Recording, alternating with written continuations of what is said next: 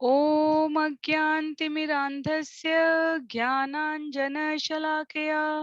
चक्षुन्मीलितं येन तस्मै श्रीगुरुवे नमः।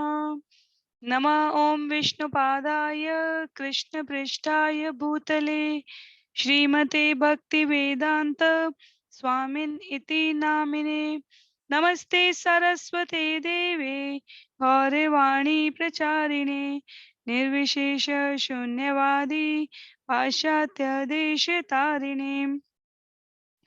जय श्री कृष्ण चैतन्य प्रभु नित्यानंद श्री अद्वैत गदाधर श्रीवासादि गौर भक्त वृंद।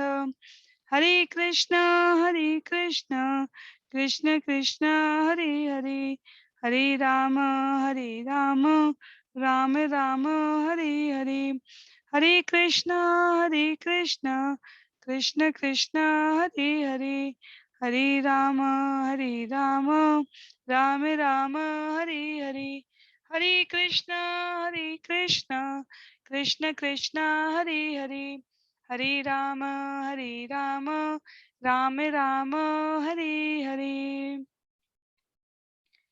हरे कृष्णा। आप सभी को दंडवत प्रणाम। श्रील प्रभुपाद लीलामृत के इन सत्रों में आप सभी का स्वागत है। आज 74वें सत्र में हम श्री सतस्वरूप दास गोस्वामी जी द्वारा लिखित सुंदर पुस्तक श्रील प्रभुपाद लीलामृत के 40वें प्रकरण के द्वितीय भाग का श्रवण पठन और मनन करेंगे। जैसा कि हम सभी जानते हैं, ये पुस्तक अपने आप में एक पूरी जीवंत यात्रा है। श्रील प्रभुपाद के अंतर्राष्ट्रीय कृष्ण भावनामृत संघ की स्थापना में आए हुए सभी प्रकार के अनुभवों की ये यात्रा है। एक शिष्य की अपने गुरु के वचनों को एकनिष्ठ तरीके से पालन करने की ये यात्रा है। एक भक्त की भगवान के द्वारा की गई भविष्यवाणी पर विश्वास कर उसके लिए प्रयास करने की ये यात्रा है। हम सभी के इस विषय को समझने की कि इस भौतिक जीवन की शाश्वतता सोचना निरर्थक है। जब तक इसे आध्यात्मिकता में प्रवृत्त न किया जाए तब तक नश्वर, नाशवान और दुखालयम कहे जाने वाले इस जगत में प्रत्येक वस्तु अल्पकालिक है। पर जब हम इसी समय को, इसी शरीर को और इन्हीं साधनों को भगवत प्राप्ति के स्वयं के प्रयास के लिए और लोगों को प्रेरित करने के लिए लगा देते हैं, तब सब कुछ अपने आप में सार्थक हो जाती है। तो श्रील प्रभुपाद की मंदिर निर्माण के अति उत्साह प्रेरक कार्यों का वर्णन करते हुए ये अध्याय चल रहे हैं। अध्याय प्रकरण 37, 38, 39, 40 एक मंदिर हो, और इसके दूसरे भाग का आज हम श्रवण करेंगे। बहुत ही संक्षिप्त पुनरावृत्ति के लिए प्रकरण 40 में हमने देखा श्रील प्रभुपाद भिन्न भिन्न केंद्रों पर आवश्यकता अनुसार स्वयं को उपस्थित करते हुए वहां भक्तों की जीवनचर्या में किसी भी प्रकार की ढिलाई न रखते हुए स्वयं को अतीव उत्साहपूर्ण तरीके से जीवंत प्रस्तुत करते हुए श्रील प्रभुपाद निरंतर यात्रा करते हुए अपने शिष्यों को अंतर्राष्ट्रीय कृष्ण भावनामृत संघ के उद्देश्यों के प्रति जागरूक कर रहे हैं। तो जहां हमने समाप्त किया वहां हमने देखा था कि श्रील प्रभुपाद ने सुबह से लेकर रात्रि 8 बजे तक थोड़े जल के अतिरिक्त कुछ नहीं लिया। फल आदि पूछने पर भी उन्होंने उसके लिए मना कर दिया और केवल वो प्रचार प्रसार के कीर्तन, भक्तों से मिलना, आगंतुकों की जिज्ञासाओं का समाधान करना, इसमें लगे रहे। और अंत में उन्होंने क्या कहा था, हमारा यह जीवन कृष्ण की सेवा के लिए है। दिन भर कृष्ण के निमित्त कार्य करो और रात में कुछ प्रसाद ग्रहण करो। तो यहाँ पर हमने इसे समाप्त किया था। हम सभी को स्मरण रखना है कि वास्तव में श्रील प्रभुपाद की इस जीवन में उद्धृत इस एक पंक्ति हमारे लिए पर्याप्त है जीवन लक्ष्य को समझने के लिए। तो आरंभ करते हैं आज के श्रवण पठन को। जिन सभी के पास पुस्तक है कृपया पुस्तकों का सानिध्य प्राप्त करें, पुस्तकों का प्रयोग करें। अन्य सभी के लिए यहाँ पर मैं स्क्रीन पर इसी तरह डिस्प्ले करती रहूंगी और हम इसको श्रवण और पठन करते चले जाएंगे। तो आरंभ करते हैं प्रकरण 40 भाग 2 से। लॉस एंजलिस लौटने पर प्रभुपाद ने फिर अपने आप को कृष्ण भावनामृत के निरंतर बढ़ते कार्यकलाप में पाया, किंतु उनका ध्यान फिर बंबई पर गया और उन्होंने गिरिराज को तार भेजा कि वह पट्टा शीघ्र से शीघ्र प्राप्त करें। प्रभुपाद का तार मिलते ही गिरिराज श्रीमान एन के पास गए और वहां एक और उलझन से उनका सामना हुआ। तो उलझने अब यहाँ पर आने वाली हैं। श्रील प्रभुपाद तत्परता से प्रयास करते हुए, अपने शिष्यों को प्रेरित करते हुए आगे बढ़ने का प्रयास कर रहे हैं।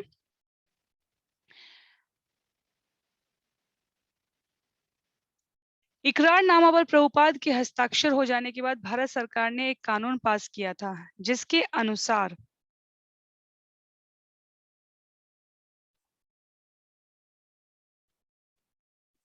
श्रीमान एन को पट्टा पूरा करने पर 5 लाख का लाभ कर जमा करना था। श्रीमान एन के पास अभी 5 लाख रुपए नहीं थे और उन्होंने कहा कि इस रकम को इस्कॉन जमा कर दे और श्रीमान एन इसे पट्टे की देय राशि में शामिल कर लेंगे। तो ये वास्तव में एक बहुत बड़ा अड़चन था जो अब आने वाला है।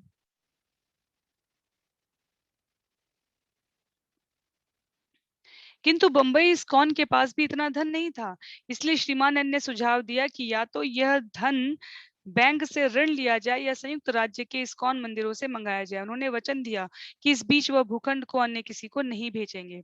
गिरिराज ने बैंक से ऋण लेने का प्रयास किया, किंतु न तो उसका कोई जमानतदार था और न बैंक के पास इतनी साख थी।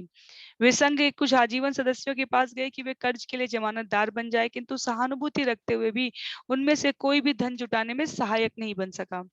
गिरिराज को श्रीमान एन की बात पर संदेह भी होने लगा। यद्यपि गिरिराज कानूनी मामलों में भोला था, लेकिन उसे श्रीमान एन के चरित्र और व्यवहार पर संदेह होने लगा था। आजीवन सदस्यों से बात करने पर गिरिराज को मालूम हुआ कि श्रीमान एन गैर कानूनी व्यापारिक हरकतों के लिए बदनाम था। जिस भूखंड का विक्रय अब वह प्रभुपाद को कर रहा था, उसे पहले वह सी कंपनी को बेचने का इकरारनामा कर चुका था और वह इकरारनामा इसलिए रद्द हो चुका था कि सी कंपनी नगरपालिका से उस भूखंड को टुकड़ों में विभाजित करने की अनुमति नहीं प्राप्त कर सकी थी। श्रीमान एन के भूखंड बेचने की शर्तों में एक शर्त यह भी थी कि सी कंपनी भूखंड का उपयोग करने के लिए सरकारी अनुमति प्राप्त करे। कुछ व्यवसायियों के कथनानुसार जिनसे गिरिराज की बात हुई, श्रीमान एन ने अपने राजनीतिक संबंधों से नगरपालिका को सी कंपनी के प्रतिकूल प्रभावित कर लिया था। श्रीमान एन ने सहायक होने का दिखावा किया था। उसने सस्ते दाम पर भक्तों को भूखंड दे दिया था और उसे साफ करने के लिए मजदूर भी दिए थे। श्रीमान एन प्राय प्रभुपाद की कक्षाओं में भी जाती थी, किंतु श्रीमान एन के व्यवहार में कई विरोधाभास भी थे। डाक द्वारा इन सारी समस्याओं से अवगत होने पर प्रभुपाद को लगा कि इनका समाधान संभव है। यदि सरकार की ओर से टैक्स लगाया गया था तो भक्तों को उससे निपटना था और बैंक से ऋण का भी प्रयास करते रहना था। श्रीमान एन निश्चित रूप से चालबाज था, किंतु प्रभुपाद का मत था कि इस्कॉन की स्थिति मजबूत थी। गिरिराज को श्रीमान एन से घबराए बिना डटे रहना चाहिए। प्रभुपाद ने गिरिराज को श्रीमती सुमति मुरारजी और अन्य समर्थकों से वित्तीय सहायता के लिए मिलने को लिखा। यह संसार में अपने ढंग का बेजोड़ मंदिर है और यदि अमेरिकी और यूरोपीय लड़कों और लड़कियों के रूप में तुम लोग श्रेष्ठ व्यवस्थापक होने की आश्चर्यजनक योग्यता का परिचय दोगे, तो वे तुम पर विश्वास करने में नहीं हिचकेंगे। इसलिए इस विशाल कार्य में तुम सब में परस्पर सद्भावना और सहयोग का होना आवश्यक है। मेरे मन में हमेशा ही जुहू के भूखंड का ध्यान रहता है और मैं चाहता हूं कि यह सारे संसार के अनुकरण के लिए आदर्श बने और कृष्ण भावना भावित समुदाय के शुद्ध दृष्टांत के रूप में लोग तुम्हारा सम्मान करें। पोर्टलैंड, ओरेगॉन, जून 8, 1972। लॉस एंजलिस से थोड़े समय के लिए प्रभुपाद पोर्टलैंड गए, जहां पोर्टलैंड के अतिरिक्त सैन फ्रांसिस्को, सेचल और वैंकूवर से भी उनके 50 शिष्य उनसे मिलने को एकत्रित हुए थे। पोर्टलैंड से वे कार द्वारा यूजीन गए, जहां उन्होंने अधिकांशतः हिप्पियों की एक श्रोता मंडली के सामने एक बड़े हॉल में व्याख्यान दिया। संयुक्त राज्य के प्रत्येक मंदिर के लोग चाहते थे कि श्रील प्रभुपाद उनके यहाँ पहुंचे और यद्यपि प्रभुपाद सभी जगह नहीं पहुंच सकते थे, किंतु थोड़े समय के लिए वे सुदूर स्थानों में भी पहुंचने और व्याख्यान देने को सदैव तत्पर रहते थे। कभी कभी वे अपने पर्यटन सचिव से कहते थे कि उनके शिष्यों को प्रचार कार्य संभाल लेना चाहिए, किंतु तभी व्याख्यान का कोई अवसर आ जाता जो उत्साही भक्त मंडली द्वारा समर्थित होता और प्रभुपाद उसके लिए जाने की अपनी सहमति देकर लोगों को आश्चर्यचकित कर देते। लॉस एंजलिस में 4 दिन रहने के बाद प्रभुपाद 1 सप्ताह के लिए न्यूयॉर्क गए और वहां से 2 सप्ताह के लिए लंदन चले गए। लंदन में बरी प्लेस मंदिर में जॉर्ज हैरिसन और रविशंकर उनसे कई बार मिलने आए। जब जॉर्ज हैरिसन ने उनसे पूछा कि क्या मैं अपने सिर के बाल मुंडवा दूं और अन्य शिष्यों की तरह बन जाऊं, तो प्रभुपाद ने कहा कि तुम एक गायक बने रहो। उन्होंने उसे याद दिलाई, यदि तुम लोगों से हरे कृष्ण जपने को कहोगे तो वे वैसा करेंगे। जुलाई 20। इंग्लैंड से प्रभुपाद पेरिस गए, जहां लग्जमबर्ग गार्डन्स में उन्होंने खुलेआम दीक्षा समारोह संपन्न किया। उसे देखने के लिए सैकड़ों लोग इकट्ठे हो गए थे, जिनमें अधिकतर निकट के विश्वविद्यालय के उग्र सुधारवादी छात्र थे। प्रभुपाद ने अपना व्याख्यान इस कथन से आरंभ किया, आपका इतिहास फ्रांसीसियों का इतिहास, क्रांति का इतिहास है, क्योंकि आप जीवन को अधिक अच्छा बनाने की ओर उन्मुख है। जब इन शब्दों का अनुवाद फ्रेंच भाषा में किया गया तो छात्र प्रसन्नता से झूम उठे और तालियां बजाने लगे। प्रभुपाद ने आगे कहा, अतः आपको इस कृष्ण भावनामृत के संबंध में जानना चाहिए। अपनी मूल भगवत चेतना को पुनर्जीवित करने के लिए यह एक क्रांतिकारी आंदोलन है। जर्मनी से लगभग 30 भक्त पेरिस आए थे और उनमें से अधिकतर ने तथा इंग्लैंड, एम्स्टर्डम और पेरिस के अन्य शिष्यों ने लग्जमबर्ग गार्डन्स में उस दिन दीक्षा ग्रहण की। पेरिस में प्रभुपाद ने बंद कमरे में भी एक 4 दिवसीय उत्सव में भाग लिया, जहां उन्होंने प्रसन्नतापूर्वक व्याख्यान दिए और हर रात कीर्तन का नेतृत्व किया। जुलाई 26 एम्स्टर्डम में प्रभुपाद ने भगवान जगन्नाथ, भगवान बलराम और सुभद्रा के अर्चा विग्रहों की स्थापना की और वॉन्डल पार्क में हजारों हिप्पियों के सम्मुख भाषण दिया। एक दिन वॉन्डल पार्क में एक भक्त जन समूह को संबोधित कर रहा था कि प्रभुपाद ने अचानक अपने भक्तों को रुक जाने को कहा। वे बोले, ये लोग निकम्मे हैं, केवल कीर्तन करो। बाद में उन्होंने पश्चिम के एक शिष्य को लिखा, हम देख रहे हैं कि यूरोप में अनेक हिप्पियों को भौतिक जीवन से घृणा हो गई है, किंतु उनका इतना पतन हो चुका है कि अब वे हमारे दर्शन को भी सुनने को तैयार नहीं है। वे केवल हमारा मजाक उड़ाते हैं। अतः हमारे भक्तों को इतना ज्ञान होना चाहिए कि वे उनके संदेहों को मिटा सकें, ताकि वे कृष्ण भावनामृत में तल्लीन हो सकें। जहां तक जन सामान्य में और विशेषकर हिप्पियों में प्रचार करने का प्रश्न है, अच्छा यह होगा कि ऊंचे दर्शन की बातें न की जाएं और उनसे किसी तरह हरे कृष्ण मंत्र का गान कराया जाए। और यदि उनमें से कोई कुछ जानने को उत्सुक हो तो वह हमारी पुस्तकों में से कोई एक पुस्तक खरीद सकता है। यदि वे हमारे साथ कीर्तन कर सके तो उससे उन्हें सहमति मिल जाएगी। जुलाई 29 एडनबर्ग में प्रभुपाद से भेंट वार्ता करने स्कॉटलैंड के विभिन्न समाचार पत्रों के करीब 1 दर्जन संवाददाता आए। किशोर स्मरण करते हैं, एडनबर्ग बहुत घुटन भरा, अहंकारी और परंपराओं में डूबा स्थान है, किंतु प्रभुपाद संवाददाताओं के प्रति बहुत स्नेहपूर्ण और विनम्र रहे। उन्होंने बड़ी प्रशंसा की कि यह कितना सुंदर देश है, एडिनबर्ग कितना अच्छा स्थान है और यहाँ कितने सुंदर भवन हैं। और उन्होंने पूछा, यहाँ 2 कॉलेज हैं? हाँ हाँ, 2 कॉलेज, बड़े गर्व से संवाददाताओं ने कहा। तब तो आपके यहाँ बहुत से विद्यार्थी होंगे, प्रभुपाद ने कहा। वे बोले, हाँ हाँ। प्रभुपाद ने कहा, एडिनबर्ग बहुत संपन्न नगर है?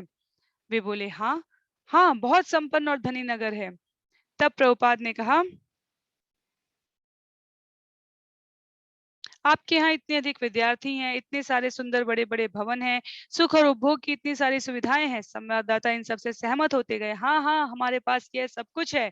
और तब प्रभुपाद ने उन पर सीधी दृष्टि डाली और कहा, तो आपके विश्वविद्यालय इतने सारे हिप्पी क्यों पैदा कर रहा है?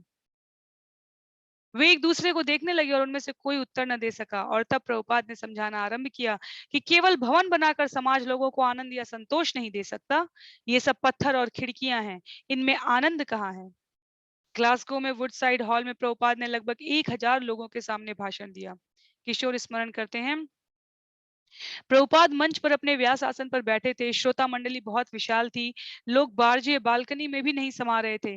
जब प्रभुपाद वहां पहुंचे तो छात्रों ने उनका स्वागत पॉप स्टार के रूप में किया। वे तालियां और सीटियां बजाने लगे। प्रभुपाद ने भगवत गीता के मूल विज्ञान पर तुरंत अत्यंत गंभीरता पूर्वक अपना व्याख्यान आरंभ कर दिया कि अर्जुन किस प्रकार अपने मित्रों और संबंधियों का वध करके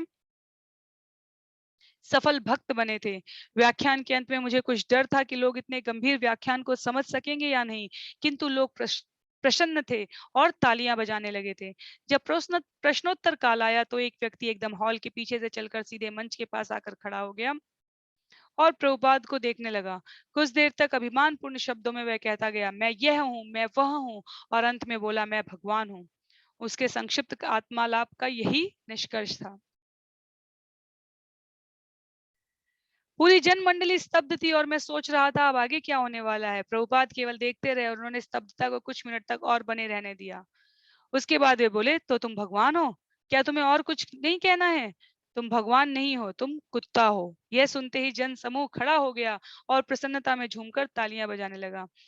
उस व्यक्ति ने प्रभुपाद की ओर मात्र देखा और उसके चेहरे पर मुस्कान प्रकट हुई। केवल कुछ शब्दों से उसे पराजय मिल चुकी थी। वह फिर हॉल के पीछे के भाग में जा पहुंचा और गायब हो गया। यह सबको उल्लसित करने वाला था, क्योंकि सारा जन समूह इस घटनाक्रम में सहभागी था। सबने अनुभव किया कि भगवान सस्ते नहीं हैं। तो ये उस समय काल की बात हो रही है जब प्रपंचकारी आत्म प्रवंचना में युक्त घोर तामसिकता में डूबे हुए व्यक्ति ऐसे अवसरों को प्राय लाभ स्वयं का लाभ उठाने के लिए मात्र प्रयोग की तरह उपभोग करने के माध्यम से उपस्थित होकर उसमें उस तारतम्य में उस एक रस्ता में उस भगवान के प्रति समर्पण में आकर विच्छेद प्रस्तुत करना चाहते हैं और कहते हैं मैं भगवान हूँ। श्रील प्रभुपाद के अंग्रेजी उदाहरण में जो, क्योंकि हम इसे हिंदी में पढ़ रहे हैं, जो हम अंग्रेजी में इनका श्रील प्रभुपाद बोलते हैं तो कहते हैं कि यू आर डॉग, अर्थात कहने का अर्थ हुआ तुम गॉड नहीं हो। You think you are god, GOD, god नहीं, तुम डॉग हो। डॉग का अर्थ हुआ तुम वो सारे कार्य कर रहे हो जो भगवान या भगवत प्राप्ति में रत भक्तों की क्रियाओं के विपरीत है, और उसके बाद तुम स्वयं को गॉड कहते हो, नहीं तुम डॉग हो। तो ये इस तरह कहा गया है। इसे किसी श्रील प्रभुपाद सनातन धर्म के प्रामाणिक वक्ता हैं, उनकी भाषा में प्रयोग की गई कठिन शब्द और कठोरता कई बार समय व्यवहार के अनुकूल है। तो हमें उनको सिर्फ श्रवण करके किसी प्रकार के निर्णयात्मक संबंध में नहीं पहुंचना है, हमें उस पूरे विषय को समझना है। इसीलिए किशोर ने यहाँ पर कहा है कि सब उल्लसित थे क्योंकि सबने अनुभव किया कि भगवान सस्ते नहीं है। तब हमने कीर्तन किया और जन समूह में से हर एक ने नृत्य में भाग लिया। उस समय प्रवेश द्वार पर कुछ ढिलाई हो गई, जिससे ग्लासगो के इस क्षेत्र के निम्न वर्ग के छोकरे हॉल में घुस आए और वे सभी नाचने और गाने लगे। कुछ ने मंच पर चढ़ जाने का भी प्रयत्न किया। प्रभुपाद भी कीर्तन कर रहे थे, इसलिए इन छोकरों ने प्रयत्न किया कि वे भी मंच पर चढ़कर प्रभुपाद की चारों ओर इकट्ठे होकर कीर्तन करें। भक्तों ने इन गंदे छोकरों को मंच से नीचे ढकेलना चाहा, किंतु श्रील प्रभुपाद ने कहा ऐसा मत करो, ये सभी बच्चे भक्त हैं, इन्हें कीर्तन करने दो। अंत में जब प्रभुपाद जाने के लिए खड़े हुए तो मुझे किसी यशस्वी व्यक्ति की याद आ गई। वे मुस्कुरा रहे थे और मंच से उतरते हुए अभिवादन में हाथ हिला रहे थे। सारा जन समूह चिल्ला रहा था, नहीं नहीं नहीं। सब कहने लगे और। अगस्त 1, जब प्रभुपाद लंदन वापस लौटे और उन्होंने सुना कि सुमति मुरारजी वहां आ रही हैं, तो अपने शिष्यों के एक दल के साथ वे उनसे मिलने हवाई अड्डे गए। उनसे उन्होंने जुहू में हरे कृष्ण लैंड और इस्कॉन बंबई के आजीवन सदस्यों को लेकर एक न्यास बनाने की अपनी इच्छा के बारे में बात की। सुमति मुरारजी ने न्यास का अध्यक्ष बनना स्वीकार कर लिया। उसकी नियमित बैठक हुआ करेगी, जिससे इस्कॉन बंबई की परियोजना के प्रबंध के विषय में वह परामर्श दे सके। प्रत्येक न्यासी को परियोजना के क्षेत्र विशेष के विकास के लिए भारी अनुदान देना होगा। प्रभुपाद ने श्रीमती मुरारजी से मंदिर के लिए अनुदान देने को कहा। श्रीमान खंडेलवाल से वह पुस्तकालय के लिए अनुदान देने को कहेंगे और श्रीमान एन से 2 अन्य खंडों के लिए। यह बात कि श्रीमान एन ने अभी तक पट्टा संपन्न नहीं किया था, प्रभुपाद की चिंता का कारण बनी रही और उनके मन में श्रीमान एन के इरादे और गिरिराज की योग्यता के बारे में संदेह होना लगा था। यदि बाधा केवल 5 लाख के टैक्स के कारण थी, तो प्रभुपाद गिरिराज को पहले ही आदेश दे चुके थे कि वह इस्कॉन के धनाढ्य मित्रों से मिले और ऋण की व्यवस्था कर लें। फिर कठिनाई किस बात की थी? किंतु गिरिराज के पत्रों से तो ऐसा लगता था कि इस प्रकार का समाधान असंभव था। 27 अगस्त को प्रभुपाद ने गिरिराज को तार भेजा, क्या पट्टे पर हस्ताक्षर हो गए हैं? यदि नहीं तो शीघ्रता करें और विवरण तार से भेजें। गिरिराज श्रीमान एन के पास फिर गया। यद्यपि श्रीमान एन के उत्तर का उसे पूर्वानुमान था, इस बार श्रीमान एन ने एक और उलझन जोड़ दी। उसने गिरिराज को स्मरण कराया कि इस्कॉन ने अभी तक चैरिटी कमिश्नर दान आयुक्त से अनुमति नहीं प्राप्त की थी। इस्कॉन एक सार्वजनिक धर्मार्थ न्यास था, इसलिए कोई संपत्ति अर्जित करने के पूर्व उसे चैरिटी कमिश्नर से अनुमति लेना आवश्यक था। श्रीमान एन ने सारा दायित्व फिर इस्कॉन पर थोप दिया। चैरिटी कमिश्नर के कार्यालय में गिरिराज को मालूम हुआ कि लैंड के पट्टे पर हस्ताक्षर करने के 6 महीने पहले अनुमति के लिए आवेदन पत्र देना चाहिए था, जिससे बंबई में गिरिराज और अन्य भक्तों के लिए भूखंड का यह मामला एक अत्यंत विषम समस्या बन गया था। न्यू वृंदावन, वेस्ट वर्जीनिया, अगस्त 30, 1972।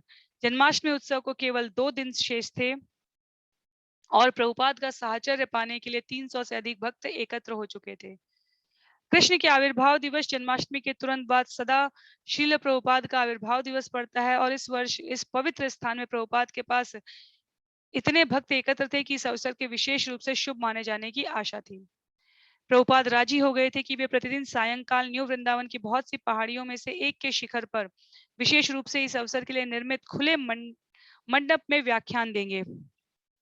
व्याख्यानमाला को भागवत धर्म पर प्रवचन नाम दिया गया और इन व्याख्यानों से प्रभुपाद ने अपने शिष्यों के सामने दृष्टांत प्रस्तुत किया कि वे देश के अन्य भागों में जाकर इसी तरह के उत्सवों का आयोजन करें।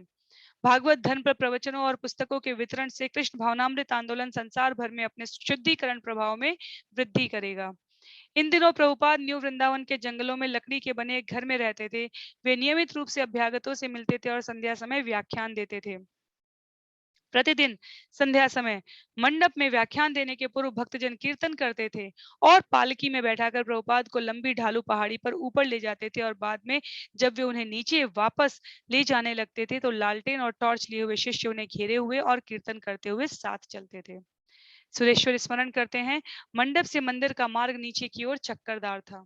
मैं वहां गोधूली में पहुंचा और देखा कि प्रभुपाद अपनी पालकी में बैठे प्रसन्नता पूर्वक भक्तों के सागर में संतरण कर रहे हैं। सैकड़ों भक्त तुमुल कीर्तन करते हुए उनके साथ चल रहे थे और लोगों के चलने के कारण सर्वत्र धूल छा रही थी। दृश्य बहुत ही शानदार लग रहा था, मानो किसी महाकाव्य में 10 कमांडमेंट्स अथवा एक्सोडस जैसे चलचित्र का कोई वृहद दृश्य हो। यह दृश्य इससे भी बढ़कर लग रहा था क्योंकि यह आध्यात्मिक था।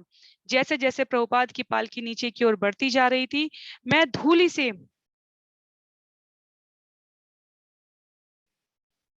धूली में अचानक गिर गया। सब कुछ निरंकुश था किंतु था भक्ति भावित।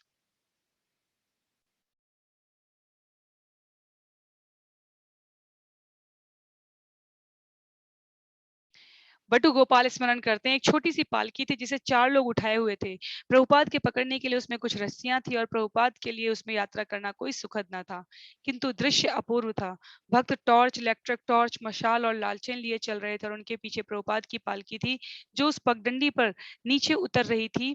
सैकड़ों शिष्य उन्हें घेरे हुए थे और कीर्तन का निनाद उठ रहा था। मैं बराबर प्रयत्न करता रहा कि प्रभुपाद के निकट पहुंच सकूं और उनकी झांकी प्राप्त कर सकूं। जानव देवी दासी स्मरण करती हैं, हम अंधेरे में ढालू पहाड़ी पर भक्तों की नदी के तुमुल कीर्तन के मध्य नीचे की ओर भाग रहे थे। ऐसा लगता था कि हमारे पैर जमीन पर नहीं पड़ रहे हैं। करीब आधे रास्ते के बाद मैं पालकी के पास पहुंची। तब मैंने अनुभव किया कि श्रील प्रभुपाद के निकट होने का अर्थ भौतिक निकटता से कहीं अधिक है और उनसे दूरी कम करने के लिए मुझे कृष्ण भावनामृत के प्रति और अधिक गंभीर बनने की जरूरत है। जन्माष्टमी की रात में प्रभुपाद मंदिर गए और Krishna the supreme personality of Godhead लीला पुरुषोत्तम भगवान श्री कृष्ण से भगवान श्री कृष्ण के जन्म के विषय में वाचन सुना। लगभग 2 बजे उन्होंने देखा कि कुछ भक्त झूल रहे हैं। उन्होंने मुस्कुराते हुए कहा, तुम लोग थक गए हो, और कार्यक्रम समाप्त कर दिया। ऐसे विशाल उत्सव के मध्य भी प्रभुपाद बंबई के भूखंड से संबंधित संघर्ष में फिर निमग्न हो गए। गिरिराज से एक पत्र प्राप्त हुआ जिसमें 5 लाख कर चुकाने के लिए ऋण प्राप्त करने में उसकी विफलता और सरकार द्वारा अनुमति देने से इनकार का वर्णन था। गिरिराज ने अपने इस संदेह का भी उल्लेख किया कि श्रीमान एन चैरिटी कमिश्नर के निर्णय को प्रभावित कर रहा था। प्रभुपाद के पास क्रय पत्र की एक प्रति थी और उन्होंने सावधानी पूर्वक उसका अध्ययन किया। उनका निष्कर्ष था कि उनकी स्थिति मजबूत थी क्योंकि इकरारनामा के अनुसार जमीन पर उनका कब्जा था। वायदे के अनुसार उन्होंने 2 लाख का भुगतान कर दिया था किंतु श्रीमान एन ने पट्टा नहीं लौटाया था। अब वह और धनराशि मांग रहा था और प्रभुपाद ने गिरिराज से कहा था कि उस धनराशि का भुगतान करके उसे पट्टा प्राप्त कर लेना चाहिए। जहां तक चैरिटी कमिश्नर की अनुमति का प्रश्न था, इसका कोई उल्लेख इकरारनामा में नहीं था। यद्यपि श्रीमान एन की चालों से गिरिराज घबराया हुआ लगता था किंतु प्रभुपाद श्रीमान एन की इन चालों को केवल उसकी गीदड़ भपकी समझते थे। उन्होंने गिरिराज को तार भेजा, बैंक से गिरवी ऋण लो और एन को भुगतान करो। गिरिराज का कोई उत्तर आने से पूर्व प्रभुपाद ने एक और तार भेजा, तुम क्यों कहते हो कि पट्टा असंभव है? खरीद के इकरारनामा में हर चीज स्पष्ट है। इकरारनामा की शर्तों के अनुसार पट्टा तुरंत हो जाना चाहिए। अपने आविर्भाव दिवस की प्रातः काल को श्रील प्रभुपाद पहाड़ी के मंडप में व्याख्यान देने गए। ग्रीष्म ऋतु के अंतिम दिनों का यह एक बहुत सुंदर प्रातः काल था। प्रभुपाद राधा दामोदर और भगवान जगन्नाथ के अर्चा विग्रहों के बगल में एक लाल रंग के व्यास आसन पर बैठ गए। उनके सैकड़ों शिष्यों के अतिरिक्त वहां सैकड़ों अतिथि भी उपस्थित थे। सब मिलाकर वहां करीब 1000 लोग एकत्र थे। यह उत्सव हरे कृष्ण आंदोलन का एक उल्लेखनीय प्रदर्शन था।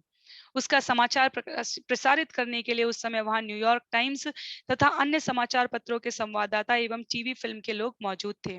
प्रभुपाद ने यह कहकर अपना व्याख्यान आरंभ किया कि यद्यपि भक्तों द्वारा उनके अपने आध्यात्मिक गुरु की उपासना से किसी दर्शक को गलतफहमी हो सकती है, किंतु किसी को यह नहीं समझना चाहिए कि आध्यात्मिक गुरु स्वयं को भगवान के रूप में प्रस्तुत कर रहे हैं। प्रभुपाद ने आध्यात्मिक गुरु की तुलना एक टैक्स कलेक्टर से की।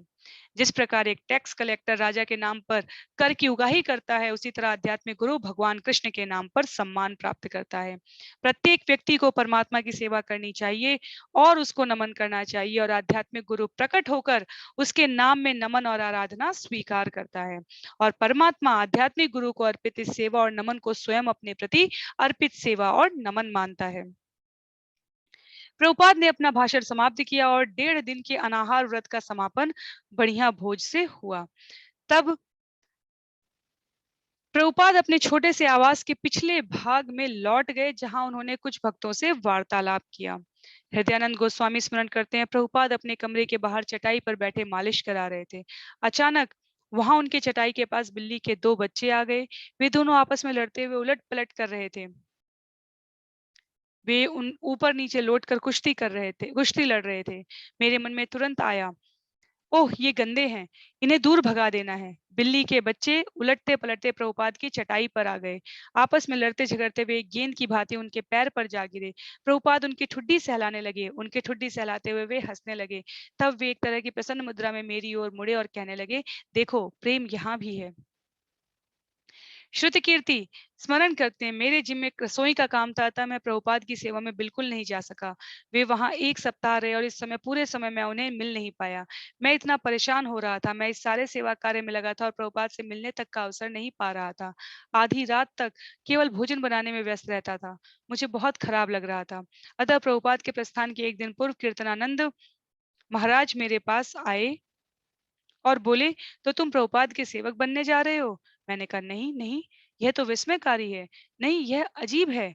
मैं चिंतित हो उठा। तब कीर्तनानंद महाराज ने कहा, तुम्हें पिट्सबर्ग जाने के लिए कल प्रातः यहाँ से प्रस्थान करना है। मैंने सोचा, ओ ये तो बहुत जल्दी हो गया, मुझे तो इस विषय में कुछ मालूम नहीं था। अगले दिन सवेरे कीर्तनानंद महाराज मुझे उस फार्म हाउस में ले गए जहां प्रभुपाद ठहरे हुए थे। वे मुझे प्रभुपाद के कमरे में ले गए और बोले, यह श्रुति कीर्ति है, यह आपका सेवक बनने जा रहा है। प्रभुपाद ने मेरी ओर देखा और मैंने उन्हें प्रणाम किया। कीर्तनानंद महाराज ने कहा, प्रभुपाद यह बहुत अच्छा भोजन बनाता है। प्रभुपाद ने कहा, यह बहुत अच्छी बात है। महाराज ने कहा, लेकिन यह मालिश करना नहीं जानता, मैंने जीवन में यह पहले कभी नहीं किया था। और तब प्रभुपाद ने कहा, ठीक है, मालिश तो कोई भी कर सकता है, ये बहुत आसान है।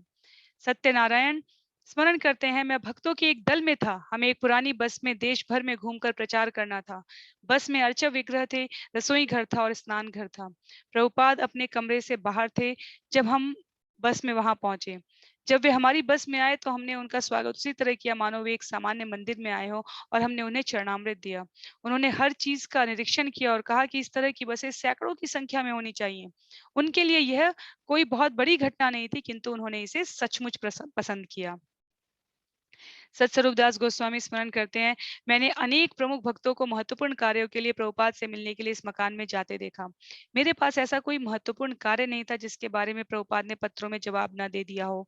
मुझे चिंता होने लगी कि अन्य लोग उनसे मिलने जा रहे हैं, किंतु मैं नहीं जा रहा हूँ। अंत में एक दिन मेरी चिंता इतनी बढ़ गई कि मैंने निर्णय लिया कि मैं कृष्ण कृपा मूर्ति प्रभुपाद से अवश्य मिलूंगा। जब मैं उनके मकान के द्वार पर पहुंचा तो प्रभुपाद के सेवक ने बिना रोक टोक से मुझे अंदर जाने दिया। 1 मिनट में मैंने अपने आप को प्रभुपाद के सम्मुख बैठा पाया। वे मालिश कराने बैठे थे। मैंने श्रील प्रभुपाद को बताया कि मेरे पास उनसे पूछने के लिए कोई बहुत जरूरी विशेष प्रश्न नहीं थे, किंतु उनके दर्शनों के लिए मैं व्यग्र था, इसलिए चला आया था। प्रभुपाद ने उत्तर दिया कि मुझे चिंताग्रस्त होकर आने की आवश्यकता नहीं थी। उन्होंने कहा कि सभी बातों का उत्तर उन्होंने अपनी पुस्तकों में दे दिया है। सचमुच यह बहुत प्रेरणापद था। एक तरह से वे मुझे बता रहे थे कि एक पुराना शिष्य होने के नाते मुझ में यह विश्वास होना चाहिए कि उनकी पुस्तकें पढ़कर हम सब कुछ प्राप्त कर सकते हैं। चिंतावश हम में अपने में किसी अभाव का अनुभव नहीं करना चाहिए और आवेग के वशीभूत होकर गुरु महाराज से व्यक्तिगत साक्षात्कार के लिए नहीं चल पड़ना चाहिए। चूंकि किंतु चूंकि मैं उनके सम्मुख उपस्थित था, इसलिए श्री प्रभुपाद ने मुझसे पूछा, तुम क्या कर रहे हो?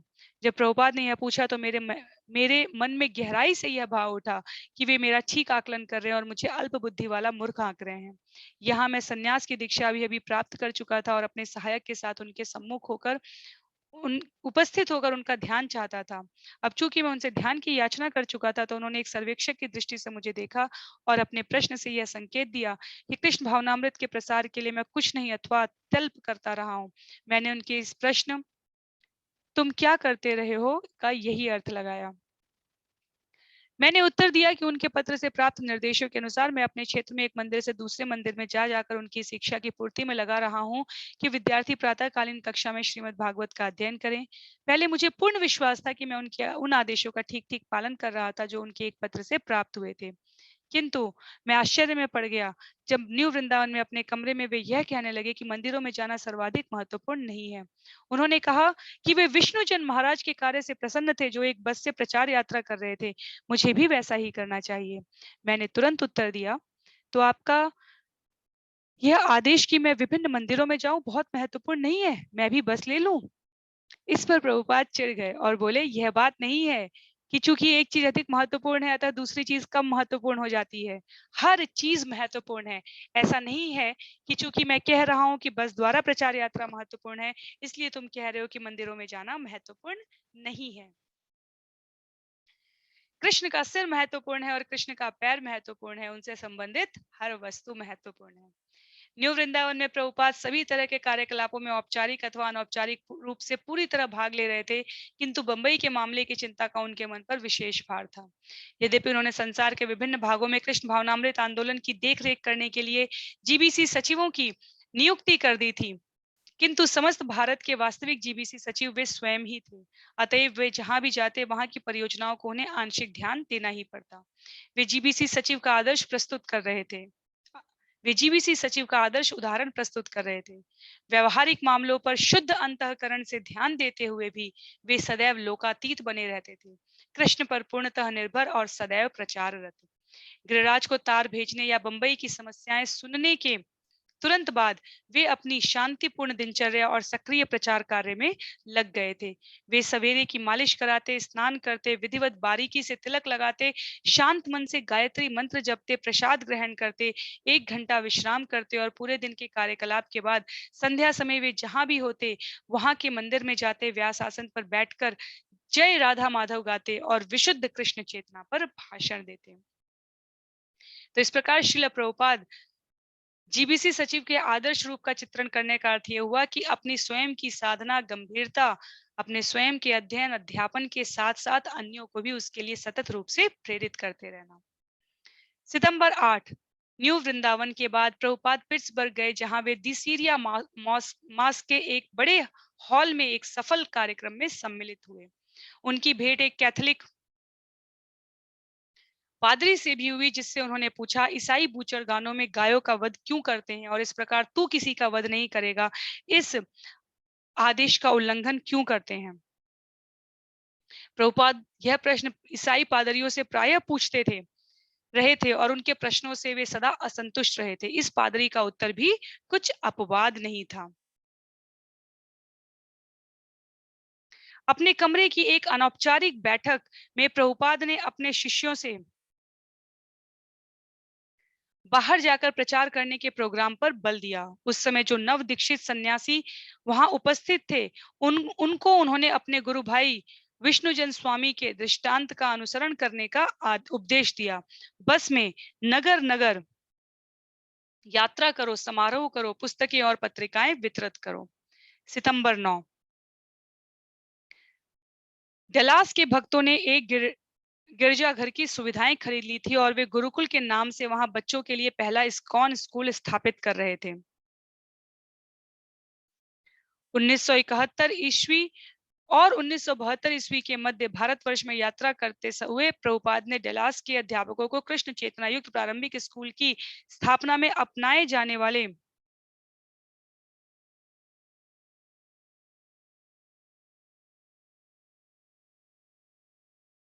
मूलभूत निर्देश अपने कई पत्रों में लिख भेजे थे। हम पढ़ने और लिखने की प्रारंभिक योग्यताएं सिखलाएंगे।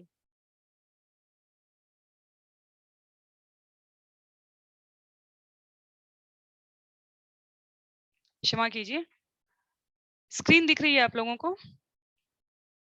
हम पढ़ने और लिखने की प्रारंभिक योग्यताएं सिखलाएंगे, किंतु साथ ही पूर्ण जीवन कैसे जिया जाता है इसका भी आध्यात्मिक ज्ञान देंगे। अन्य कौन सा ऐसा स्कूल है जो इस तरह की अद्भुत शिक्षा का अवसर देता है? पिछली रात दिल्ली पंडाल में मेरे व्याख्यान का विषय स्कूलों और कॉलेज में कृष्ण चेतना सिखाने की आवश्यकता था। यह एक क्रांतिकारी विचार है, किंतु हमने देखा है कि प्रौद्योगिकी और विज्ञान की सारी नास्तिक शिक्षा का वास्तविक परिणाम यह है कि वे एक के बाद एक हिप्पी पैदा करते जा रहे हैं। इन गगन स्पर्शी इमारतों का लाभ क्या है यदि आगे की संतानें उनको बनाए न रख सकें? गुरुकुल की प्राचीन पद्धति को पुनर्जीवित करना चाहिए। वही उस पद्धति का पूर्ण उदाहरण है जिसका विकास ऐसे महान व्यक्तियों और गंभीर और जिम्मेदार नेताओं को उत्पन्न करने के लिए किया गया है, जो जानते हैं कि नागरिकों का वास्तविक कल्याण किसमें है। प्राचीन काल में सभी महान पुरुषों की शिक्षा इसी पद्धति में हुई थी। अब आपका दायित्व है कि इस पद्धति का प्रवेश अपने देश में कराएं। इसे ठंडे दिमाग से कीजिए और बहुत शीघ्र आपके देशवासियों के लिए इसके व्यावहारिक लाभ सामने आएंगे। इन प्रश्नों से डैलास के भक्तों को विश्वास हो गया था कि श्रील प्रभुपाद की प्रसन्नता के लिए वे सर्वाधिक महत्वपूर्ण कार्य कर रहे हैं। स्कूल को दूसरे इस्कॉन सदस्यों का समर्थन मिल गया था और अनेक दंपतियों ने अपने बच्चों को उसमें दाखिल कराया था। श्रील प्रभुपाद के वहां आने तक करीब 50 छात्रों का दाखिला हो चुका था। प्रभुपाद ने कहा कि डैलास के मौसम से उन्हें कलकत्ता की याद आने लगी थी। यद्यपि वहां की गर्मी से उन्हें असुविधा हो रही थी, वातानुकूल के प्रति अरुचि जाहिर करते उन्होंने अपना कुर्ता उतार दिया और अपने अनुभवहीन किंतु समुत्सुक शिक्षकों के दल के साथ वे घास के मैदान में बैठ गए। उन्होंने कहा कि शिक्षा की सर्वोत्तम पद्धति वह है जिसका परिचय उन्हें बालक के रूप में हुआ था। कक्षा में एक अध्यापक हो और विभिन्न अवस्थाओं तथा अभिरुचियों के 50 तक विद्यार्थी हों। एक एक करके वे शिक्षक की डेस्क तक आए, मार्गदर्शन प्राप्त करें, आगे क्या करना है इसे जाने और अपने स्थान पर लौटकर निर्दिष्ट कार्य पूरा करें। गुरुकुल के शिक्षकों को विशेष रूप से इस बात की चिंता थी कि दंड का सहारा लिए बिना वे छात्रों को अनुशासित कैसे बनाए रखें। प्रभुपाद ने उनकी इन सारी कठिनाइयों का समाधान बिना संकोच निकाल दिया। उन्होंने कहा कि छात्रों में शिक्षकों के प्रति डर और प्रेम दोनों होने चाहिए। शिक्षक को चाहिए कि अपनी कठोर मुद्रा से किसी उच्छृंखल छात्र को भयभीत करके उसे विनीत बनाए, किंतु बालक को शारीरिक दंड नहीं देना चाहिए। अगले दिन प्रभुपाद एक कक्षा में गए और विद्यार्थियों के सामने एक गद्दी पर बैठ गए। दोनों हाथ में श्यामपट की एक एक छड़ी लेकर उन्होंने मजाक में कहा कि एक छड़ी से लड़कों के सिर पर मारा जाएगा और दूसरी से उनके हाथों पर। प्रभुपाद की खिलवाड़ी मनोवृत्ति देखकर बच्चे और शिक्षक सभी प्रसन्न हो गए। और जब उन्होंने पूछा कि क्या कोई मार खाना चाहता है, तो शिक्षक और छात्र सभी अपने अपने हाथ आगे निकालते हुए उनकी ओर बढ़ने लगे ताकि वे उनसे दयापूर्ण मार खा सकें। यह दिखाने के लिए कि शिक्षा कैसे दी जाती है, उन्होंने किसी एक शिक्षार्थी को आगे आने के लिए कहा। द्वारकाधीश आगे आया। प्रभुपाद ने अपना श्रद्धास्पद हाथ उसके हाथ के ऊपर रखा और संस्कृत वर्णमाला का पहला अक्षर बनाने का उससे बार बार अभ्यास कराया। बंबई का समाचार प्रभुपाद का पीछा करता डैलस पहुंचा। बंबई से पश्चिमी देश में आए एक भक्त ने गिरिराज से के बंबई केंद्र के अध्यक्ष पद से त्यागपत्र देने की हाल की चर्चा के बारे में प्रभुपाद को बताया। श्रीमान एन से वकीलों से और सरकार से निपटने में अपनी विफलता से निराश होकर और भक्तों के आपसी लड़ाई झगड़ों तथा असहयोग से परेशान होकर गिरिराज अपने आप को अध्यक्ष पद के लिए अयोग्य समझने लगा था। अब गिरिराज की चिंता प्रभुपाद की चिंता बन गई और वे जुहू परियोजना के मामले को लेकर फिर चिंताग्रस्त हो गए। वहां कोई ऐसा नहीं था जिसके हाथ में वे इस मामले में विचार विमर्श करते, क्योंकि अमेरिकी भक्त बंबई के मामलों के बारे में लगभग कुछ नहीं जानते थे। रात को इतनी अधिक गर्मी थी कि प्रभुपाद सो नहीं सके, न ही वे श्रीमद् भागवत के अनुवाद पर ध्यान केंद्रित कर सके। इसलिए वे देर रात तक जागते रहे और बंबई के बारे में अपने सचिव से बात करते रहे। वे श्रीमान एन की मनोवृत्ति के बारे में अनुमान लगाते रहे। हरे कृष्ण लैंड के बारे में अपनी चिंता भी व्यक्त करते रहे और भक्तों की हिचकिचाहट और निरुत्साह पर आश्चर्य प्रकट करते रहे। विभिन्न बिंदुओं से वे मामले के बारे में तर्क वितर्क करते रहे जब तक कि सवेरा नहीं हो गया और अंत में उन्होंने इस मामले को एक ओर रख लिया। तब उन्होंने एक दूसरा तार लिपिबद्ध किया। भूखंड का मामला अविलंब अच्छी से अच्छी कीमत पर तय करो। श्रीमान एन ने इसे देने का वायदा किया था। यदि वह नहीं देता तो हम देंगे। 15,000 की पेशकश करो। मेरे आने तक अध्यक्ष पद मत छोड़ो। संगमरमर से निर्मित राधा और कृष्ण के विशाल अर्चा विग्रह न्यूयॉर्क से ट्रेलर द्वारा डैलास पहुंचे। प्रभुपाद जब भारत में थे तभी डैलास गुरुकुल के लिए उन्होंने इन अर्चा विग्रहों का विशेष रूप से चयन किया था और उन्हें संयुक्त राज्य भेजने का आदेश दिया था। कृष्ण का अर्चा विग्रह राजसी था। वह इस्कॉन के बहुत से अर्चा विग्रहों से लंबा था। उसकी बाहें और सिर उल्लेखनीय ढंग से विशाल थे। एक कहानी के अनुसार वह विग्रह कई सौ वर्ष पुराना था और इसलिए एक प्राचीन परंपरा के अनुरूप तराशा गया था। यद्यपि डेलास के भक्त राधा कृष्ण अर्चा विग्रहों की स्थापना के लिए तैयार नहीं थे, तथापि प्रभुपाद ने उन्हें 2 दिन के अंदर स्थापना के लिए तैयार कर देने को कहा और यह भी कहा कि स्थापना वे स्वयं करेंगे। किंतु जानव देवीदासी ने अर्चा विग्रहों का मूल रंग किसी की अनुमति लिए बिना ही छुड़ा दिया और वह उन पर नया रंग चढ़ाने लगी।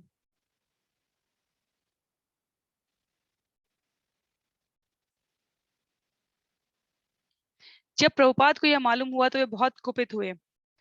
उन्होंने डेलास के अध्यक्ष सतस्वरूप दास गोस्वामी को अपने कमरे में बुलाया और उनसे स्पष्टीकरण मांगा।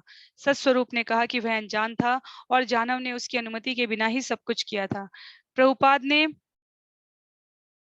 तब जानव को बुलाया और वे क्रोध से उस पर बरस पड़े। वह रोने लगी। श्रील प्रभुपाद ने कहा, तुमने ऐसा क्यों किया? उसने रूंधे हुए गले से उत्तर दिया, बेवकूफी। श्रील प्रभुपाद ने कहा, हाँ, बेवकूफी, घातक बेवकूफी। तुम बेवकूफ हो और हमेशा बेवकूफ रहोगी। तो अब इसके बारे में क्या कर रही हो? जानव ने मंद स्वर में उत्तर दिया, श्रील प्रभुपाद, मैंने लॉस एंजलिस में बृहदराज से बात की है और उन्होंने कहा कि यदि मैं एक विशेष प्रकार का रंग इस्तेमाल करूं। प्रभुपाद चिल्लाए, बृहदराज? यह बृहदराज कौन है? मैं तुम्हारा आध्यात्मिक गुरु हूं और तुम्हारे सामने बैठा हूं। मुझसे क्यों नहीं पूछती?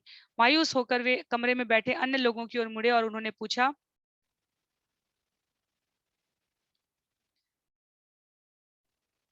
तो अब इसके बारे में क्या किया जाए?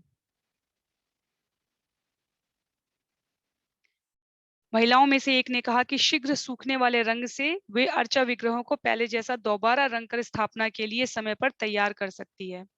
श्रील प्रभुपाद ने कहा, हाँ, इसे शीघ्र करो। जानव ने सारी रात जागकर अर्चा विग्रहों को पहले जैसा फिर से पेंट किया।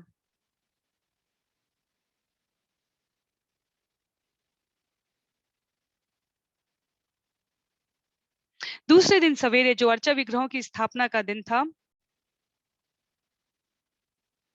कृष्ण बहुत सुंदर लग रहे थे। यद्यपि पेंट के ताजा होने के कारण उनका शरीर स्थान स्थान पर चिपचिपा था। उस दिन सवेरे व्हाइट रॉक लेक के इर्द गिर्द के भ्रमण में विभिन्न विषयों पर दार्शनिक भाव से बात करते हुए प्रभुपाद अकस्मात सतस्वरूप महाराज की ओर मुड़े और उन्होंने स्थापना समारोह की तैयारियों के बारे में पूछा। जब सतस्वरूप ने कहा कि वे निश्चय पूर्वक नहीं कह सकते कि विग्रहों पर लगाया गया रंग समय से सूख जाएगा, तो प्रभुपाद अचानक रुक गए। वे बोले कि यदि विग्रह तैयार नहीं होंगे तो डैलस में उनके और अधिक रुकने का कोई अर्थ नहीं है। अपने सचिव की ओर मुड़कर उन्होंने कहा कि उनकी उड़ान का आरक्षण जितने जल्दी हो सके बदल दिया जाए। सत्स्वरूप ने क्षमा याचना की और कहा कि हो सकता है कि हर चीज समय पर तैयार हो जाए। प्रभुपाद का क्रोध शांत हो गया और वे अन्य विषयों के बारे में बात करते हुए घूमते रहे। तो बार बार जो हम ये प्रभुपाद की अपने शिष्यों के प्रति कठोर और कड़े व्यवहार को देख रहे हैं, ये वास्तव में उनको कम समय में अधिक तीव्रता और शीघ्रता से भावी जीवन के लिए, भावी तैयारी के लिए तैयार करने की श्रील प्रभुपाद की कोशिश है, क्योंकि श्रील प्रभुपाद जानते थे कि उनके पास समय बहुत कम है और इतने समय में वे दीर्घ कार्यक्रम के इस प्रयास की सफलतापूर्वक परियोजना बना रहे थे।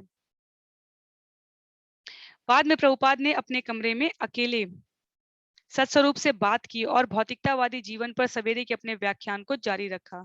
जिस तरह अधिकांश लोग सामान्य वस्तुओं के बारे में बात करते हैं, उसी तरह प्रभुपाद ने आकस्मिक ढंग से बद्ध आत्माओं की मूर्खता के बारे में बताया। वे सोचते हैं कि केवल बड़ा परिवार रखने और सांसारिक कार्यकलापों में डूबे रहने से उन्हें मृत्यु या अगले जन्म की चिंता नहीं करनी है। ऐसा कहते हुए प्रभुपाद ने अविश्वास पूर्वक अपने सिर को झटका दिया। वे भौतिकतावादियों की अविश्वसनीय स्थिति के बारे में सोच रहे थे। प्रभुपाद के सभी शिष्यों का ध्यान उनकी उसी एक अद्भुत विशेषता पर गया। वे जहां भी हों, उनकी चेतना सदैव आध्यात्मिक रहती। वे चाहे बंबई के विषय में रात को देर तक जागकर चिंतित हों या बात कर रहे हों, अथवा अर्चा विग्रहों को पुनः रंगने के लिए भक्तों की आलोचना कर रहे हों, उनका मन कृष्ण चेतना के एक विचार से दूसरे विचार की ओर सदा चलायमान रहता था। भक्त कभी कभी उनकी विराट कृष्ण चेतना का अवलोकन कुछ दूर से ही करते।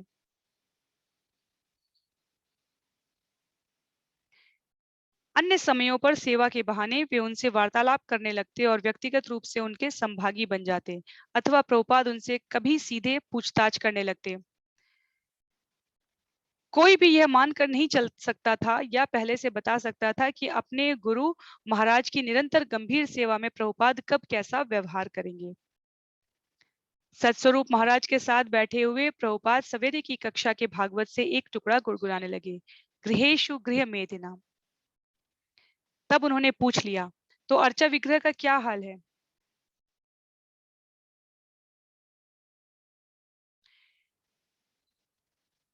सत्स्वरूप ने कहा कि उनके विचार से वे सूख गए होंगे। प्रभुपाद उठे और उस कमरे में चले गए जहां जानव फिर से रंगे गए अर्चा विग्रह की जांच कर रही थी। शांत भाव से गुनगुनाते हुए वे राधा और कृष्ण के समक्ष खड़े हो गए, बोले, हाँ, यह ठीक हो गया है। उस दिन पूर्वाह्न में मंदिर के कक्ष में अपने व्यास आसन पर बैठकर प्रभुपाद ने ब्रह्म संहिता से श्लोक सुनाते हुए राधा और कृष्ण के अर्चा विग्रहों की स्थापना की। तब उन्होंने विग्रहों की पहली बार आरती की, जिन्हें शीघ्रता पूर्वक सजाया गया था और लगभग खाली मंच पर आसीन किया गया था, किंतु प्रभुपाद प्रसन्न लग रहे थे। बाद में वे अपने कमरे में गए और कागज के टुकड़े पर लिखा, राधा कालचंद जी, डैलास के अर्चा विग्रह, सितंबर 12 1972, एसी भक्ति वेदांता स्वामी। उन्होंने बताया कि कालचंद जी का अर्थ काला चंद्रमा है। प्रभुपाद किसी पाश्चात्य मार्ग द्वारा शीघ्र भारत लौटने की तैयारी कर रहे थे और वे पाश्चात्य संसार के अपने मुख्यालय लॉस एंजलिस की यात्रा पर पुनः निकले। जिस दिन वे वहां पहुंचे उसी दिन उन्होंने बंबई के शिष्यों को और निर्देश जारी किए। उन्होंने उन्हें विश्वास दिलाया कि जुहू केवल एक मुसीबत की जगह नहीं है, वरन वह एक विशेष स्थल है जहां एक विशाल योजना पूरी की जाएगी। उसके लिए संघर्ष करना सार्थक था। अब मैं यह जानने को व्यग्र हूं कि क्या विक्रय के दस्तावेज पर हस्ताक्षर हो गए हैं और करारनामे में क्या क्या लिखा है। हस्ताक्षरित प्रति मुझे यथाशीघ्र भेजें, इससे मुझे बड़ी राहत मिलेगी। ज्यों ही करारनामे पर हस्ताक्षर हो जाएं, त्यों ही आप भवन निर्माण तुरंत आरंभ कर दें। मैं भारत शीघ्र आ रहा हूं, अधिक से अधिक अक्टूबर तक, और देखना चाहता हूं कि बंबई, मायापुर और वृंदावन में भवन निर्माण का कार्य बढ़िया ढंग से चल रहा है। बंबई की यह परियोजना हमारी संसार भर की परियोजनाओं में सर्वाधिक महत्वपूर्ण है और मैं आपसे और बंबई के और लोगों से अपेक्षा रखता हूं कि इसे बहुत शानदार तरीके से पूरा किया जाए। प्रभुपाद के सचिव ने उन्हें हाल में ही एयर इंडिया की एक नई विज्ञापन पुस्तिका दिखाई थी, जिसमें कला की विषय वस्तु एकमात्र वृंदावन में कृष्ण को अर्पित थी। प्रभुपाद को इससे बड़ा उत्साह हुआ कि एयर इंडिया पर्यटकों को भारत आकर कृष्ण संस्कृति का अनुभव करने को लुभा रहा था। इससे उनके इस विचार की पुष्टि होती थी कि भविष्य में हरे कृष्ण लैंड और अन्य भारतीय योजनाएं पर्यटकों के लिए महत्वपूर्ण दर्शनीय वस्तुएं होंगी, जो वास्तविक वैदिक संस्कृति का अनुभव करना चाहते हैं। बंबई की डाक को हमेशा वरीयता मिलती थी और हर दिन सवेरे प्रभुपाद बंबई से समाचार के बारे में पूछते रहते थे। गिरिराज से प्राप्त पत्र पर उनका ध्यान सबसे पहले जाता था। अक्टूबर के शुरू में उन्हें गिरिराज का एक लंबा पत्र मिला। भौतिक प्रकृति पर हमारा कोई वश नहीं है और यद्यपि हर चीज बहुत मंद गति से चल रही है, श्रीमती मुरारजी, श्रीमान मुनीम, बैंक और श्रीमान एन सभी का कहना है कि वे जितनी तेजी से संभव है चल रहे हैं और यह उनको पसंद नहीं है कि हम उनके मामले के महत्व का और उसे शीघ्र तय करने की आपकी चिंता का बार बार स्मरण कराएं। आगे कोई प्रगति नहीं हुई थी, करारनामे पर हस्ताक्षर अब भी नहीं हुए थे। यद्यपि गिरिराज का कहना था कि अध्यक्ष पद से त्यागपत्र देने का उसका कोई इरादा नहीं था, किंतु उसका पत्र पढ़ने के बाद प्रभुपाद इस निष्कर्ष पर पहुंचे कि भारत में अन्य वरिष्ठ भक्तों को भी उसकी सहायता करनी चाहिए। इसलिए उन्होंने तमाल कृष्ण गोस्वामी और भवानंद को, जो वृंदावन में थे, लिखा कि वे तुरंत बंबई जाएं और पट्टे के मामले को शीघ्र पूरा कराएं। प्रभुपाद इस तरह तमाल कृष्ण गोस्वामी से कह रहे थे कि वे भारत में व्यवस्थापक के रूप में अपने पद को पुनर्जीवित करें। गिरिराज के पत्र से मैं समझ सकता हूं कि उसे कठिनाई हो रही है। मेरा विचार है कि जीबीसी में आपको अपने पद को पुनर्जीवित करना है और भारत में सभी मामलों की अच्छे ढंग से देखरेख करनी है। प्रभुपाद ने गिरिराज को सूचित किया कि अन्य भक्त भी उसकी सहायता के लिए पहुंच रहे हैं और उसे यह भी याद दिलाया कि उसे न्यास मंडल को भी साथ लेकर कार्य करना है। इतनी दूर के स्थानों से मैं अपने दिमाग पर अधिक जोर नहीं डालना चाहता कि किसी कठिनाई के उत्पन्न होने पर तुमको क्या करना है, इसलिए मैं पूर्ण रूप से तुम पर और अपने विश्वस्त वरिष्ठ शिष्यों पर निर्भर हूं कि मामले को अच्छे ढंग से शीघ्र निपटाया जाए। प्रभुपाद अपने बंबई के प्रबंधकों को बार बार निर्देश देते रहे कि बिक्री के करारनामे की शर्तों में कोई परिवर्तन न किया जाए। वे इतने रियायत के लिए तैयार थे कि 5 लाख रुपए टैक्स के दे दिए जाएं और पूरी कीमत में से इन्हें घटा दिया जाए। इसके आगे कोई भी परिवर्तन नहीं। भक्तों को श्रीमान एन पर दबाव डालना था कि वह मूल मसौदे पर कायम रहे। प्रभुपाद को चिंता हो रही थी कि उनके वकील श्रीमान डी से कोई समाचार नहीं आया। 2 सप्ताह पहले उन्होंने श्रीमान डी और श्रीमान एन दोनों को तार भेजा था और देर के बारे में रिपोर्ट मांगी थी, किंतु उन्हें किसी से कोई उत्तर नहीं मिला था। उन्होंने एक दूसरे वकील को, जो उनके बंबई के मित्र थे, देर के बारे में पूछते हुए लिखा था। लॉस एंजलिस में उन्हें उत्तर मिला कि श्रीमान डी अब उनके वकील नहीं थे। सदमा पहुंचाने वाले इस समाचार को सदमा पहुंचाने वाले इस समाचार के मिलने के 2 सप्ताह बाद प्रभुपाद को श्रीमान डी के कार्यालय से एक औपचारिक पत्र मिला, जिसमें भी वही बात लिखी थी। बंबई से हाल में जितने समाचार मिले थे, उनमें यह सबसे अधिक चिंता उत्पन्न करने वाला था। प्रभुपाद को अब मालूम होने लगा कि किस तरह आरंभ से ही श्रीमान एन धूर्तता की योजना बनाने में लगा था। यह केवल ढिलाई या सरकार की ओर से देर का मामला नहीं था, यह श्रीमान डी और श्रीमान एन की साठगांठ थी। वे धूर्त थे। अतः अब असली युद्ध शुरू होने जा रहा था। इस्कॉन को न्यायालय जाना होगा और श्रीमान एन के विरुद्ध फौजदारी का अभियोग चलाना होगा।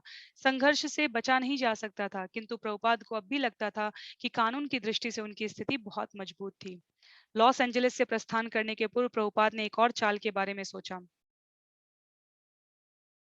उन्होंने गिरिराज को लिखा कि वह समाचार पत्रों में यह नोटिस छपवा दे कि इस्कॉन ने जुहू में श्रीमान एन के भूखंड को खरीदने के लिए करार दिया है। उसके बाद प्रभुपाद बर्कले गए। अक्टूबर 6, बर्कले के अपने संक्षिप्त अधिवास में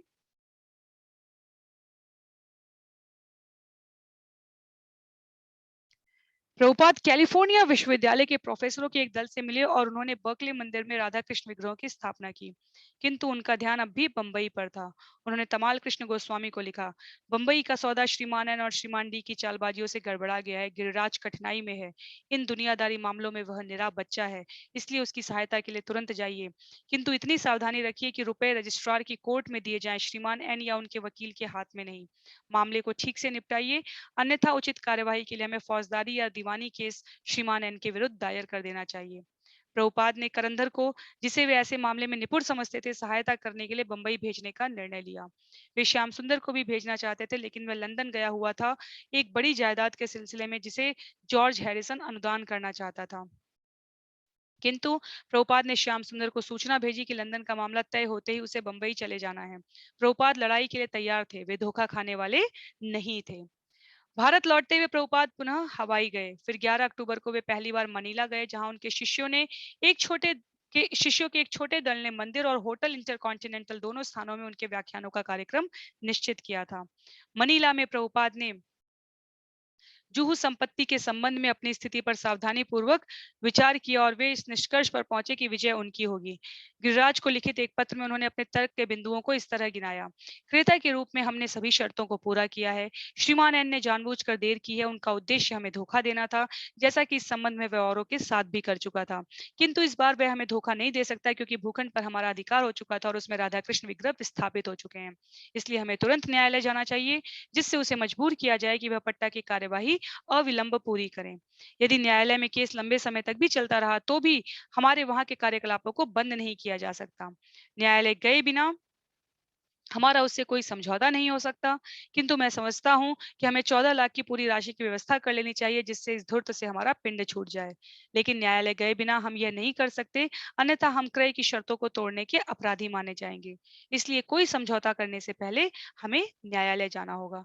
तो श्रील प्रभुपाद 1959 ईस्वी में लीग ऑफ डिवोटीज भक्तों के झांसी कार्यक्रम में यदि हमें उपस्थित हो, तो किस प्रकार से लीग ऑफ डिवोटीज भवन के लिए उन्हें संघर्ष करना पड़ा था। करीब करीब 12-13 वर्षों से इस्कॉन, अंतर्राष्ट्रीय कृष्ण भावनामृत संघ, कई करीब करीब 100 के करीब केंद्र स्थापित करने की स्थिति में पहुंच चुका था विश्व भर में, पर लोगों की भौतिकतावादी प्रवृत्ति वहीं की वहीं थी, धोखा देना। स्वयं को धोखा देना, भक्तों को धोखा देना और कथित रूप से शिल प्रभुपाद को धोखा देना, अर्थात अपने को इतना सर्वश्रेष्ठ समझना कि भगवान को भी धोखा देने के लिए स्वयं को महाचतुर की श्रेणी में पहुंचाने का प्रयास करना। पर शिल प्रभुपाद के लिए 1959 से लेकर 1972 तक की स्थिति बहुत बदल चुकी थी। उस समय शिल प्रभुपाद अकेले थे। आज शिल प्रभुपाद के साथ पूरा एक संगठन था, भक्तों की फौज थी और शिल प्रभुपाद इस प्रयास के लिए पूरी सतर्कता और कड़ाई के साथ तत्पर थे। तो इसके साथ ही आज का ये सत्र यहाँ पर समाप्त होता है। प्रकरण 41 जिसका नाम है एक मंदिर हो पुनः, उसमें हम देखेंगे कि क्या और कैसे शिल प्रभुपाद द्रुत गति से आगे बढ़ाते हुए इस महान परियोजना के क्रमिक विस्तार में भक्तों को प्रेरणा दे रहे हैं। तो आज के लिए सत्र को यहीं पर समाप्त करते हैं। शिल प्रभुपाद की जय, शिल गुरुदेव की जय, अनंत कोटि वैष्णव वृंद की जय। हरे कृष्णा।